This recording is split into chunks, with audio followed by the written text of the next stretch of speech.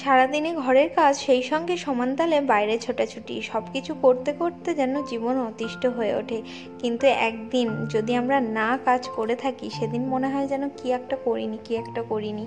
কাজ পাগল মানুষেরা কিন্তু কাজ ছাড়া কখনো থাকতে পারে না। হ্যালো এভরিওয়ান, আমি সঙ্গীতা, ওয়েস্ট বেঙ্গল, উত্তর 24 পরগনা থেকে। তোমরা কে কোথা থেকে ভিডিওটা দেখছো অবশ্যই কমেন্ট বক্সে জানিও। সবাই কেমন আছো? আশা করি সবাই খুব ভালো আছো, আর তোমাদের ভালোবাসায় আমরাও কিন্তু বেশ ভালোই আছি। সকাল সকাল ঘুম থেকে উঠে প্রথমেই চলে এসেছিলাম ছাদে। সবার প্রথমে তোমাদেরকে ছাদের ভিউটা দেখালাম, তারপর বাসন মেজে নিয়েছি। তারপর দেখো শীতের কিছু জিনিসপত্র কাচবো বলে মাখিয়ে দিয়েছি সার্ফে। কিছু সময় সার্ফে না ভিজিয়ে রাখলে ময়লা উঠতে চায় না। তো কাচাকুচি আমার হয়ে গেছে। শীতের জিনিসপত্র কাচছি তার কারণ কেচে সব কিছু তুলে দেব, কারণ আগের মতো অতটাও শীত নেই, আস্তে আস্তে কিন্তু গরম পড়ে যাচ্ছে।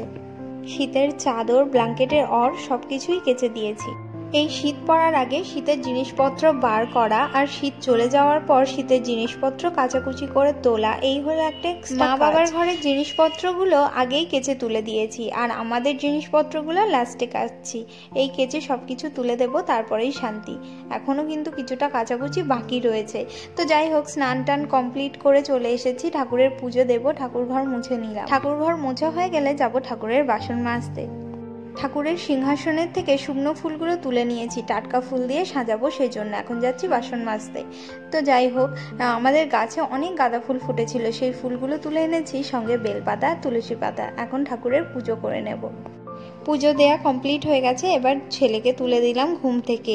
সোজা রান্নাঘরে এসে ও টিফিনটা আগে বসিয়ে দিয়েছি।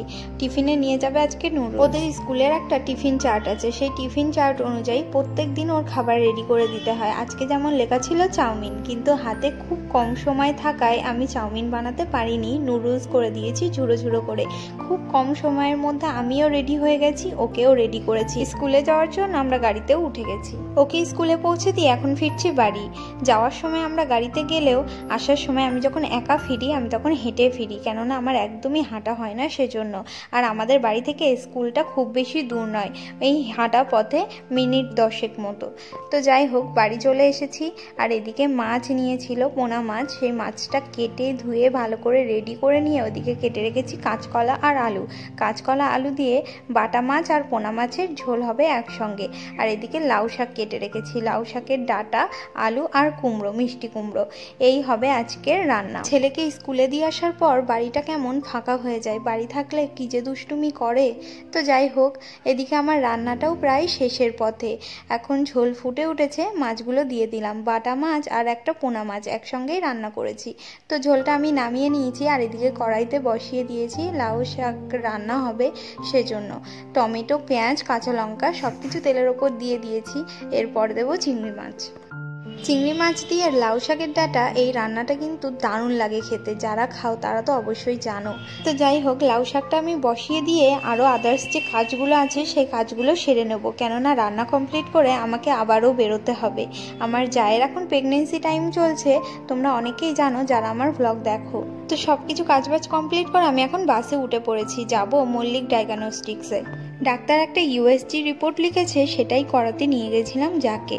ওখানে এত ভিড় হয় সেজন্য ও সকালে চলে গেছিল, নাম লিখিয়ে বসেছিল, আর আমি বাড়ির কাজকর্ম সব কিছু সেরে তারপর শেষে গেছিলাম ওর নাম ডাকার কিছু সময় আগেই। তো যাই হোক, আমাদের রিপোর্ট করা সম্পূর্ণ কমপ্লিট হয়ে গেছে। এবার আমরা গাড়িতে উঠে পড়েছি, যাচ্ছি বাড়ির দিকে। তো এখন 2:30 মতো বাজে, অনেকটাই বেলা হয়ে গেছে।